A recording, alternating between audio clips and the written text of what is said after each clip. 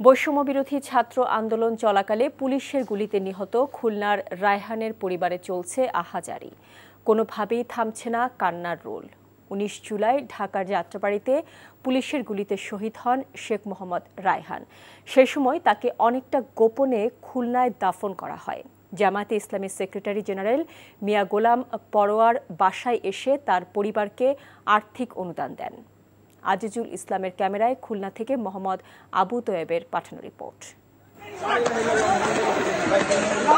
ঢাকার যাত্রাবাড়ীতে গুলিতে নিহত রায়হানের লাশ এভাবে নিয়ে যায় সহযোদ্ধারা। এই চিত্র প্রথমে মোবাইলে দেখতে পায় পরিবারের সদস্যরা। সেই তাদের কান্নার শুরু। ছেলের শোকে মায়ের বিলাপ যেন আর শেষ হবে না। অনেকটা অভাব অনটনের সংসারের হাল ধরতে খুলনা থেকে ঢাকায় এসে চাকরি নিয়েছিলেন রায়হান। কোরআনে হাফেজও ছিলেন রায়হান। ১৯ জুলাই বৈষম্য বিরোধী আন্দোলন চলাকালে রায়হান শিক্ষার্থীদের সাথে যোগ দেন যাত্রাবাড়ীতে। শান্তিপূর্ণ বিক্ষোভের এক পর্যায়ে পুলিশ ছাত্র জনতার উপর নির্বিচারে গুলি চালালে ঘটনাস্থলেই মারা যান রায়হান। তৎকালীন স্বৈরশাসক শেখ হাসিনা সরকার তার হত্যাকাণ্ডের বিষয়টি ধামাচাপা দিতে গোপনে খুলনার সোনাডাঙ্গায় তার লাশ এনে তড়িঘড়ি দাফন করতে বাধ্য করে সবাইকে।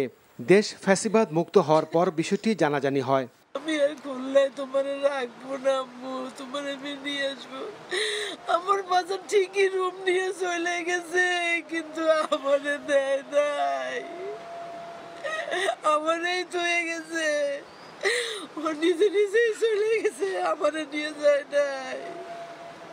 এরকম দুই হাত দিয়ে চুমো দিত, দিয়ে বলতো যে আপু 500 টাকা দাও,